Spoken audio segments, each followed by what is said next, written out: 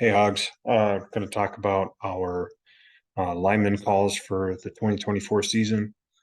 They're pretty simple, and I think they'll be easy to memorize this year. And it's just basically identifying what double teams you have or who you're double teaming with. The linemen that call out the double teams will be the guards and the H and the Y. They'll be the ones.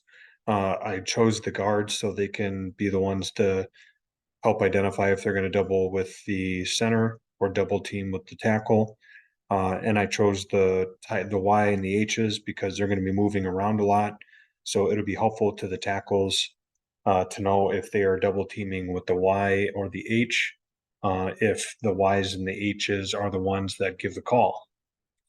So our calls, a double team between the center and the guard is the guard will say cage. And if you think about it, CAG, center and guard, that's the abbreviation for it. So if this guard wanted to double team with the center, he would say cage, cage, cage. So the center knows that he's doubling with that guard. The double team between a tackle and a guard, the guard would say tag, and same thing. It's an abbreviation, tackle and guard. Okay, that's letting the tackle know that the guard wants to double team with him. For a double team between the H and the tackle, it's hat.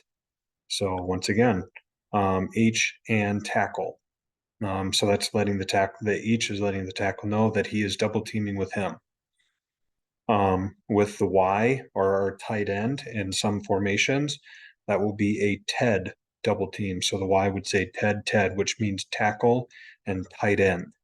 Okay, tackle and end are double teaming. Now, if there's no double team because there is one guy in the gap and one guy head up, or there's two guys in the gap, then the guard would just make a gap call. Okay, this could be if a linebacker walked up and there was a double team called, the guard would say gap, gap, gap, which means you would just block your gap that you're assigned to and the double team is off.